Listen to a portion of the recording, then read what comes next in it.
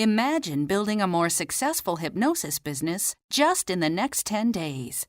To learn how, please visit WorkSmartHypnosis.com and take the 10-day Hypnosis Business Challenge. Yours free today.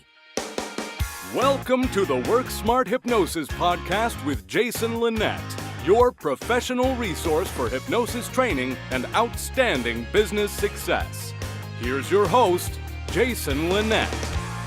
Welcome back. This is Jason Linett here at the Work Smart Hypnosis podcast. This is session number 3. Session number 3, an interview with Sean Michael Andrews. Many of you may know Sean as the world's fastest hypnotist. Of course, with superlatives like that, many would contest it, many would argue. However, Sean has the website worldsfastesthypnotist.com, and in my world, that counts. So you'll hear that story in just a few moments. Sort of a background to this interview. I first met Sean, I believe it was 2007, 2008. At the time, we both actually lived in Maryland. I discovered his training courses and went off and took a couple of classes with him and become a pretty good friend ever since then. So we've got a good level of familiarity already there, and I would share that he's a great person to learn from. He's someone who's, again, done a little bit of everything. He's done classes, he's seen a whole bunch of clients, he's done workshops and seminars, and like many of us, didn't exactly get into this hypnosis profession directly. Came about it through a number of other life events that presented themselves, and then from there jumping into this journey just with everything possible. And as they say, the rest is history. So let's jump directly into that interview. Here it is, Sean Michael Andrews.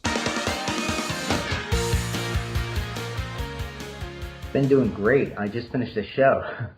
Yeah, where at? At a high school here in Heidelberg. So I had to do it with simultaneous translation, which made it a little bit more challenging. But we got through, and the translation slowed me down, and some of the skits were going really well, so I milked them. So I only wound up going through half my skit list. But that's okay. The kids, it's the first time they saw hypnosis, and they liked it, so that was fun. Have I told you the story before of, it was a magician that I knew that was doing a magic show, and he was doing it in China with an interpreter, and he was really nervous about it until he realized that he only had to prepare half as much material. Exactly. And that even better, he had some lines in the show that were really just killer for the audiences he had worked with before, and suddenly he'd deliver the line, there'd be complete silence, and he'd be thinking that, okay, they just don't get it here. Maybe it's a cultural thing. Right. But then maybe 10 seconds later, the audience would erupt with laughter. Yes. Yeah. Great. We're here today with Sean Michael Andrews, the world's fastest hypnotist. And Sean, where are you calling in from today? Jason, I'm calling from Heidelberg, Germany, in Baden-Württemberg. Of course you are. Love it. And there may be some people on the call who aren't quite familiar with you and how it is you became known as the world's fastest hypnotist. So just give us that thumbnail version of who you are and where it is you come from.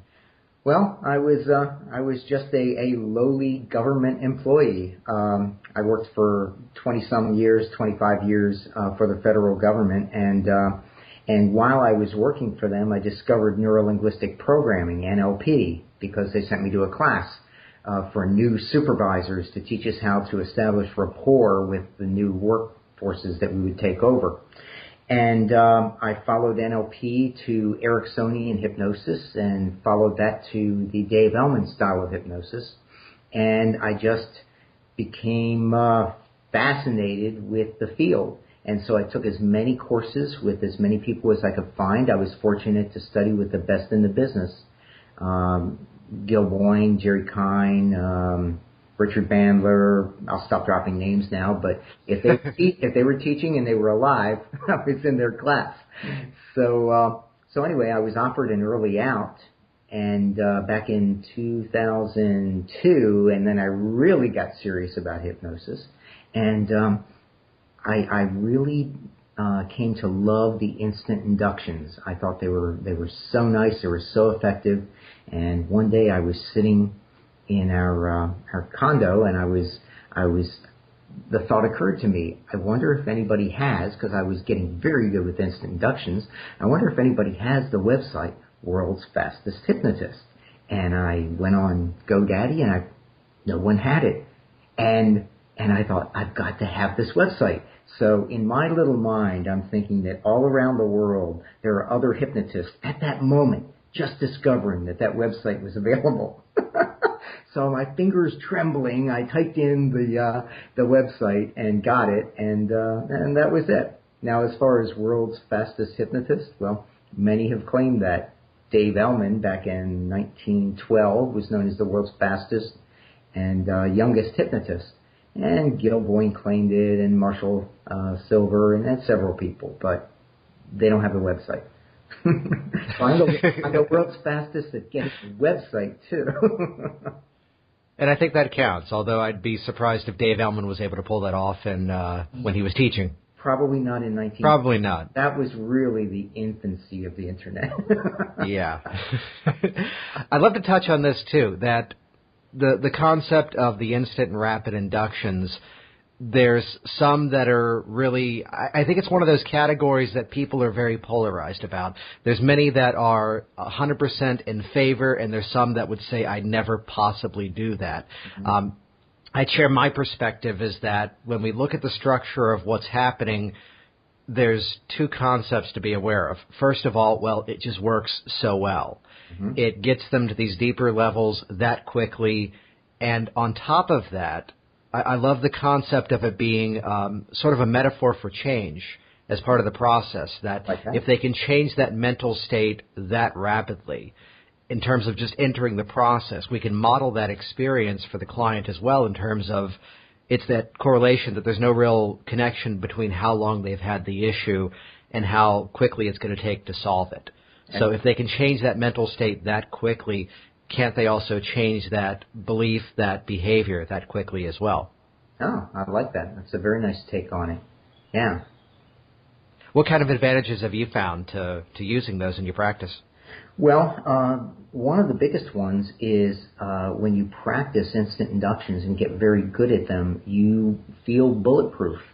You know when someone comes into your office, you know you're going to get them hypnotized. It may happen with a Dave Ellman induction, which is slower and takes, 3 or 4 minutes. Or if for some reason that doesn't work, you've got this instant induction that you can pull out of your back pocket and boom, they are in hypnosis. So you feel so much more confident, and then the clients see that in your eyes, and they know this person knows how to hypnotize. So it makes you a more effective hypnotist. And the other thing is that when you're going out and giving talks to build your business, there is nothing in the world that will wow the crowd and make them and prove to them that you are not just a good, but a great hypnotist. Nothing will prove it to them like doing an instant induction. And they see their friend drop into hypnosis instantly, and it is amazing to them. And because of that, they know that you must be an outstanding hypnotherapist, whether you are or not, because it's something they've never seen before, and it just proves your talent, your ability to help people. So it's outstanding for that. It is also outstanding for stage hypnosis, as you know, because it really does wow the crowd. It is amazing, and most stage hypnotists, as you know, do not do instant inductions. No, that's one of those surprising things. But touching on that point about going out and giving demonstrations, we're talking about something that isn't quite as tangible as so many other professions that are out there. It's a mental process. So to give that experience to that audience, whether it's you're going out and talking to a Rotary group, a business group, or just getting out there and doing something demonstrational, to actually have that experience as a part of it is just so crucial. Mm-hmm. I agree. Yeah. Excellent. And you've been training these techniques now at this point all over the world. Yeah. Let's see. All throughout Europe and North America, and I've recently begun training in Asia. I've been training in Australia for several years now. So now I just have to get that South America and Africa. I have to get that in there. And I'm not sure if I'm ever going to be able to do Antarctica. That's a tough month.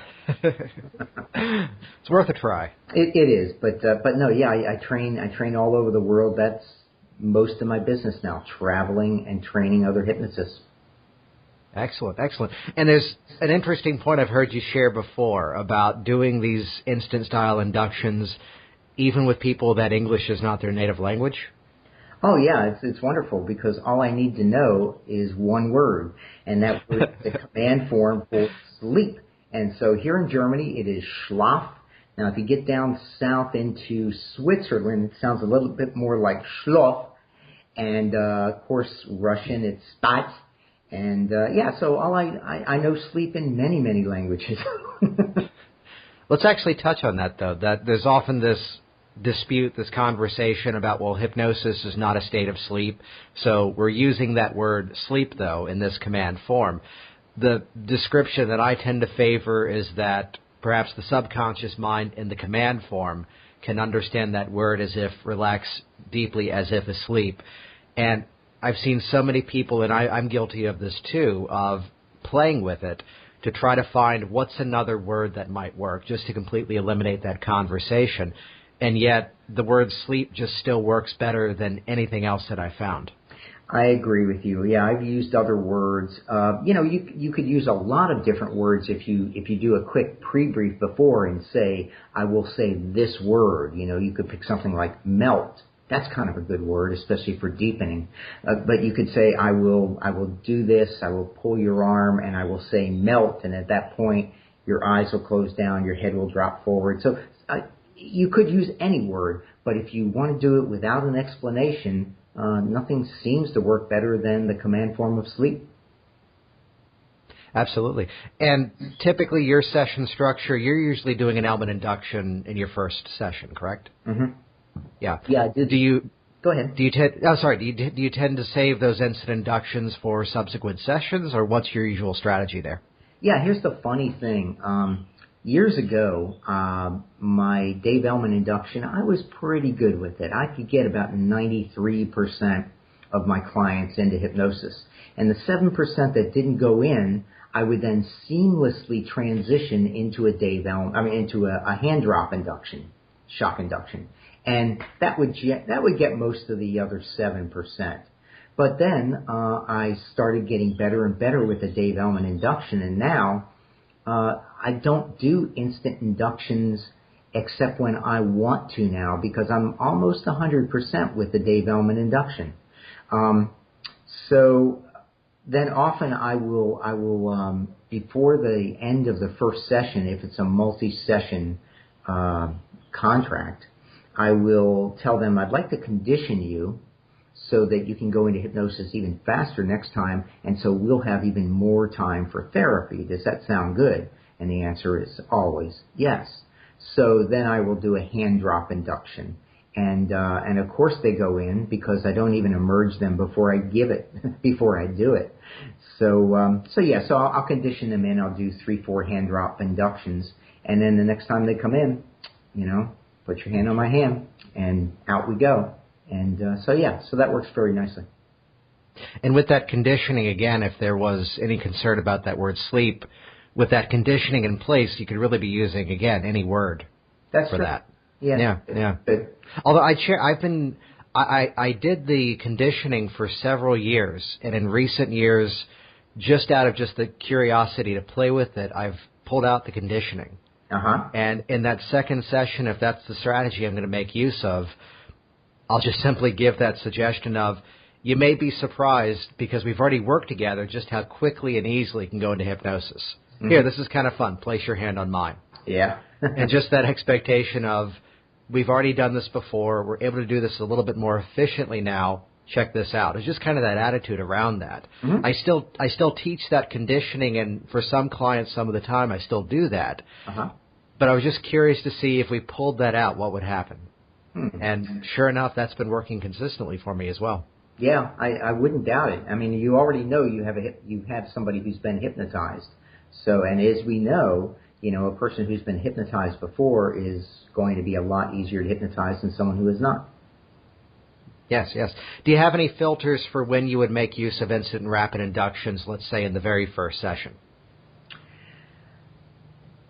Not really.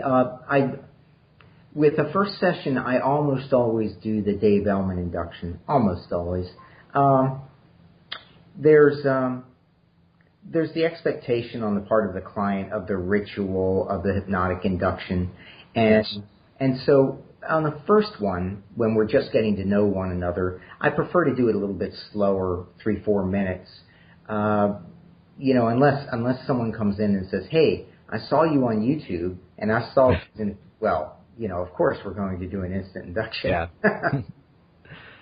Yeah, I'm trying to think back for myself. I think it's been, and I say this in the polite format, when I've got that person who perhaps has been to so many other hypnotists for this one specific issue, and yet they haven't yet achieved the results they desire. I could almost guarantee at that point they haven't received that style of process. Oh, probably not. and that's when I'm thinking back now, it's probably a number of people I can count on, 2 hands. It's a smaller number. Mm-hmm. But for that specific scenario, that's a time that I've made use of that just because I knew going into it, chances are they've never experienced this. Although I think I forget if I've told you this story. I think this happened after you moved. Yeah. Guy comes into my office, and the situation is, I'll shorten the story. There's a major life event. There's a thing he just learned, and I put it this way: I was shocked he still made the drive about an hour into my office. Wow. And to which he goes, "Well, there's nothing I can do about it today." And I was figuring he's coming in to quit smoking. I figure, one less thing to worry about. Let's see what happens. And I'm thinking, well, it's his choice. It's his decision. I gave him the option, one of 2 things. Either no, it's not the right time to do this. Run to your family, take care of. His wife was telling him that she was leaving him that day. Calls were not being responded. Text messages were not being replied to. So here he is going, well, nothing else is happening today, so I guess I'll go quit smoking. Yeah. So, many would say that major life event is going on, handle that first, don't even address the quitting smoking. But to his credit, he had given himself a bit of a hypnotic contract. Maybe this all would be easier with one less thing to worry about. And here we are in our very first session and thinking, oh, this will be interesting. And for him, you know what? I'll change the name. John, you focus on all that frustration. Go ahead and take your hand. Press it onto mine. Because I'm thinking, even in the Ellman induction, send that relaxation down across your body. Yeah, if he could do that, he wouldn't have been there that day. Taking that stress, that angst, that frustration, that fear, and telling him we can knock that out in just a few moments, and we'll spend some time on the quitting smoking and then put that into use. How does that sound for you? And he goes, that's exactly what I need. And, with that kind of response, we've got it.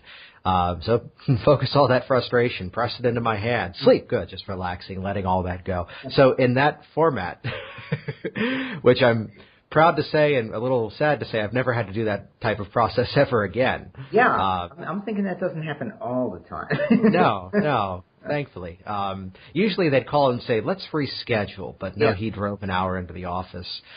There's one other thing I wanted to touch on, and I'd say this, and perhaps a little bit more of a business building mindset here, and maybe a little bit of a modifier, just to explain. In public formats, whether it's conventions, whether it's some of the videos I've put out recently, I've actually made it a point to say that I tend to be a person who's not so focused and not so in favor of the strategy of the regular newsletter. And I say this specifically, there are many people out there that's just, hey, it's because it's Tuesday, I'm going to send you something because I always send you something on Tuesday. Right. However, I always tend to highlight yours as the prime example of if you are going to do a newsletter, this is what it should be doing. Yours specifically because the videos, the information, it's not just sell, sell, sell. There's always valuable information, whether it's a video, whether it's a piece of news, a piece of history. Share a little bit more about some of the strategies you put into putting out that regular content. Well, I think the main, let's see, how do I want to put this? My philosophy on the newsletter is that, and my business is that you just give, and then sometime down the road when someone wants a product or wants a class or wants something like that, then you'll probably be one of the first people that they think about. So I don't, and of course, I don't like to sell. I hate to sell. so it suits my personality that way as well. So I like to share information, and like I say, that's the two things, the two drivers. One, I just think it's a good philosophy to give, and then when they think they want to buy something, then maybe you're the first person they think about. And the other is that I hate to sell. It's just not something. Some people are very good at it. I'm not one of those people. So yeah, I love to do the newsletter. I like to do it on a regular basis because then people will look for it. And my gosh, we're up to 4,000 people, 4,100 people actually that get the newsletter now. And it's been going for, I don't know, maybe 6 years or something. Wow. Do you tend to produce those one at a time? Do you batch produce them? What's kind of your strategy there? It depends. I'm getting better since I moved to Germany. I'm getting better at putting them out on a regular basis. Sometimes I skip a week, but most of the time, every Tuesday at 2:30, as a matter of fact, there's probably one in your inbox right now from half an hour ago.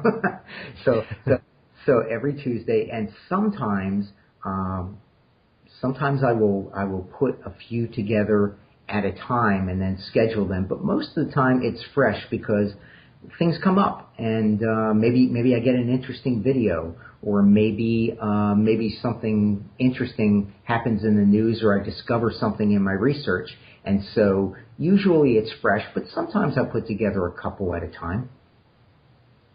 Got it. And of course, if people want to find out more about that newsletter, where should they go? They should go to the website that we discussed in the beginning, which is worldsfastesthypnotist.com, and just sign up for the newsletter. And as you say, I don't spam. It comes out once a week, and usually it's one specific topic that I discuss, and often there's a video showing a particular type of induction or deepener or something like that. So, and as I say, and I share things that I'm researching here in Heidelberg.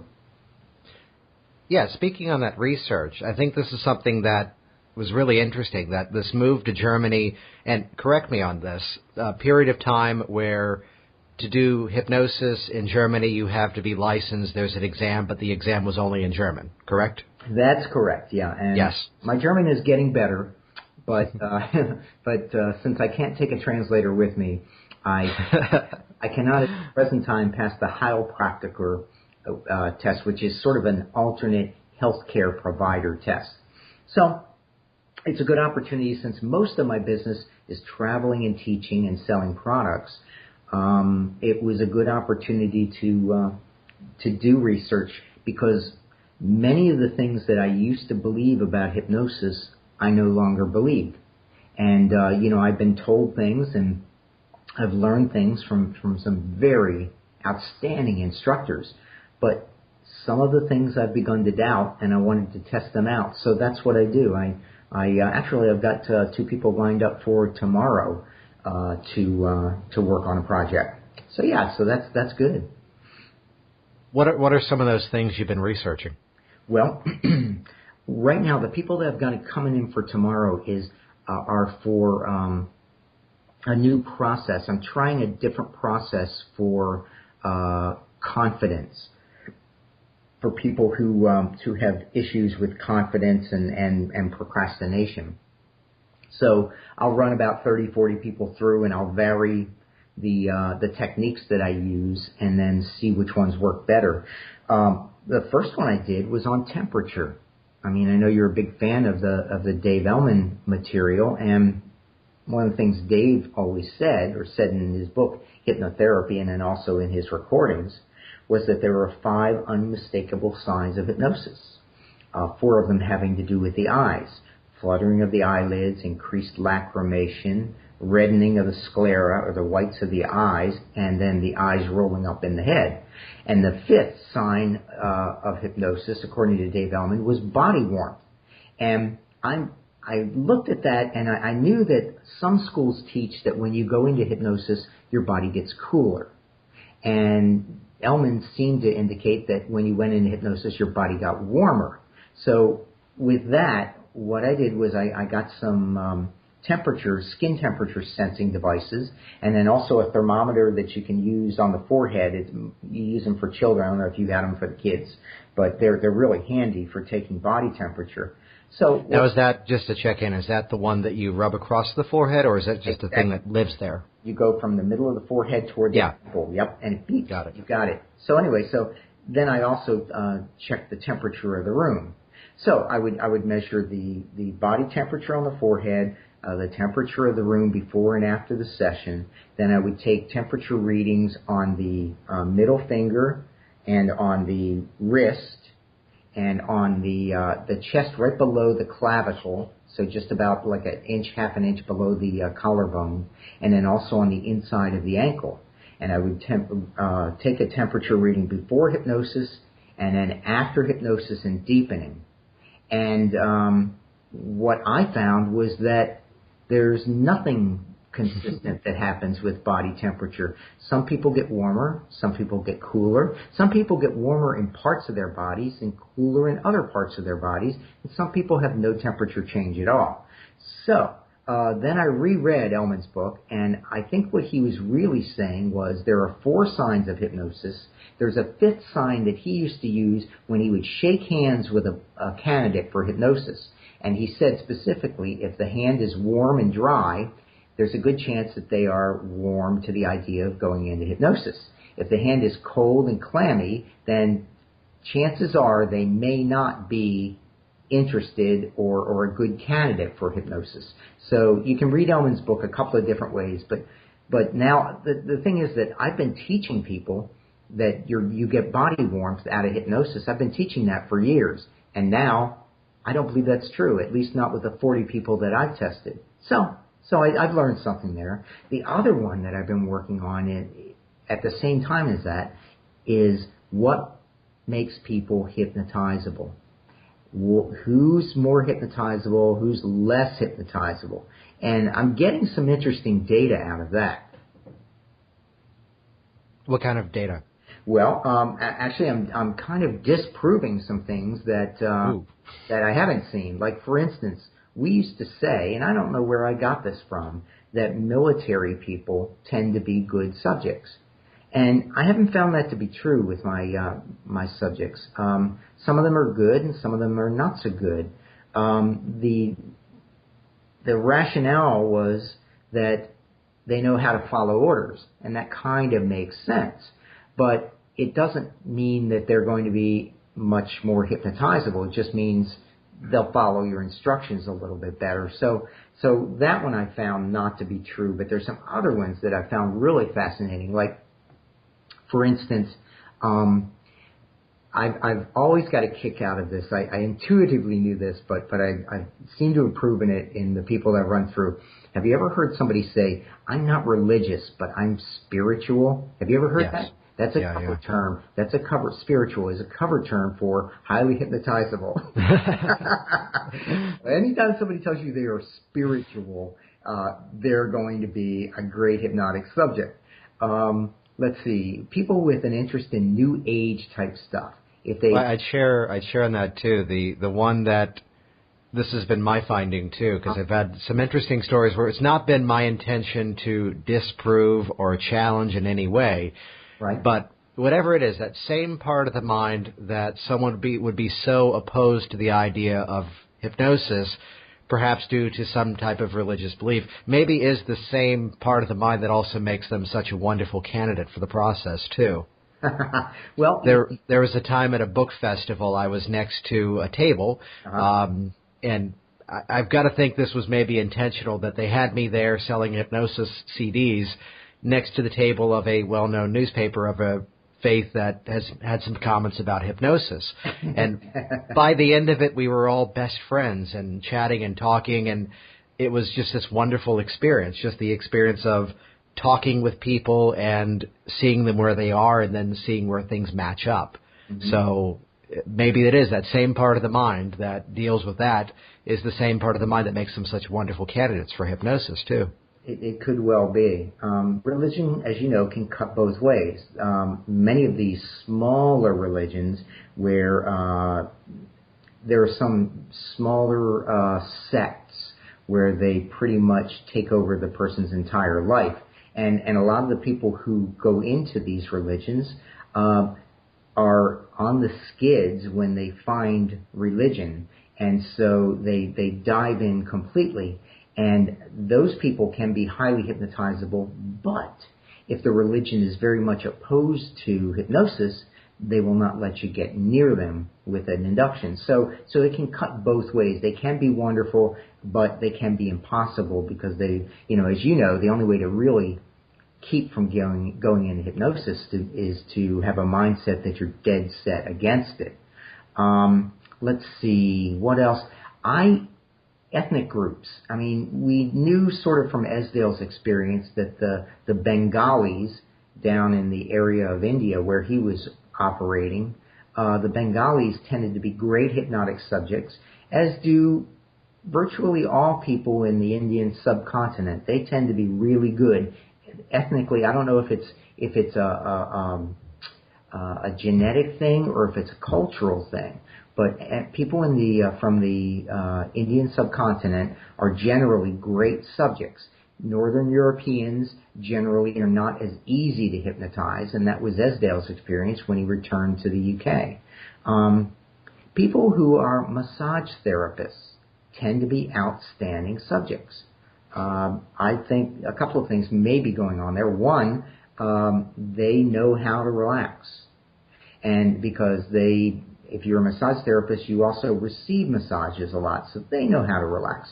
The other thing is that if you're a massage therapist, if you're working on people, on their muscles, it's mostly a tactile thing, and you're really not engaging your brain too much. You would tend to, it's not to say they're not intelligent, but you would tend to daydream. And so maybe that's it, but they tend to be really good. Let's see, eyes, pupils. It's interesting because when I see someone with large pupils, I immediately think this person is going to go deep. And there are a couple of different reasons for this. One that I haven't quite proven yet is that it's a biological marker for hypnotizability. Not really certain about that, but from research that's been peer-reviewed about your body's physical reaction to something that you like, your pupils will dilate.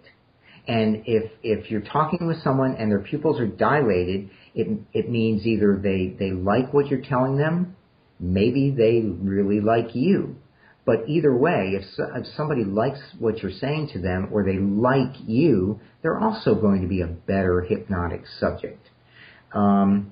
So I like seeing the pupils, but we know that. We know that pupil dilation is always a good sign of liking and interest and that sort of thing.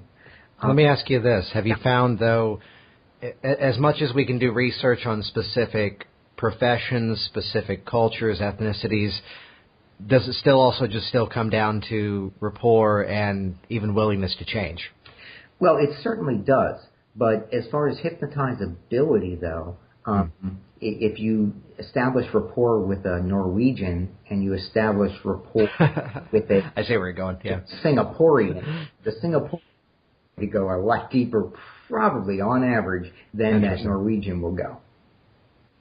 And perhaps doesn't mean in any format to not work with one and work with the other, just things perhaps to be aware of as you go into the process?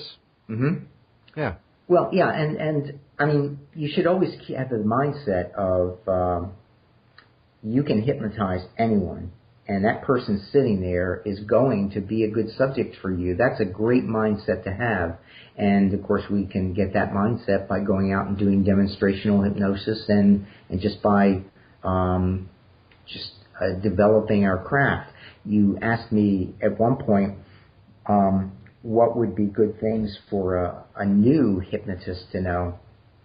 And I think the biggest thing is get out and hypnotize people. You've got to hypnotize hundreds of people. And the only thing better than hypnotizing hundreds of people is hypnotizing thousands of people. And then that's how you get good. Because hypnosis is an interesting thing. You can take a really good course, but if you lay off hypnotizing people for a couple of weeks, the next person you hypnotize is going to scare you, because more than anything else I've ever done in my life, I've seen this happen with hypnosis, that if you don't get the practice in, you can get scared and lose confidence in your ability to do it. So a new hypnotist should do everything that they can to hypnotize lots of people. Join a meetup. I know you run a meetup. I run a meetup. It's a great place to get together with people and practice and do lots of inductions. And because your beginning hypnotists are not going to have a huge client load, so they're not going to have 10 people coming in their office every day that they can get good at doing inductions. So you got to find a way to hypnotize a lot of people, and something like a meetup or a practice group or something is ideal. Yeah, it's that getting out there and just making that work happen, especially if you're in an area that doesn't have a meetup already there. I tend to say get out and be the pioneer, be the one to make that happen first. And start one, yeah. Yeah, we're in an area that I'm sure at one point had no meetups, then had one or two good ones, and now I can pull up even meetup.com as well as other services similar to that and find at least a dozen in this Washington, D.C. area here. Excellent. The one that you've got out there in Germany, was that the first one in that area, or was that already existent?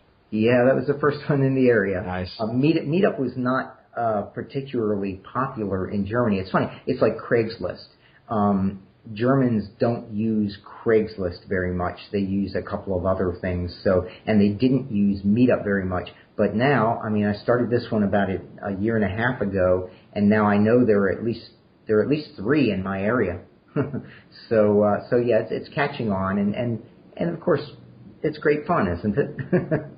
Yeah, they're great, especially to pick a month and have just a practice session on one specific thing. We just scheduled one here just for 2 hours next month to get together and just practice deepening techniques, to have someone in the local community who perhaps does something a little unique and invite her to get up and speak about that. Mm-hmm. So just anything that we can do to just spread that awareness and build that practice and build that confidence with the new hypnotist as well.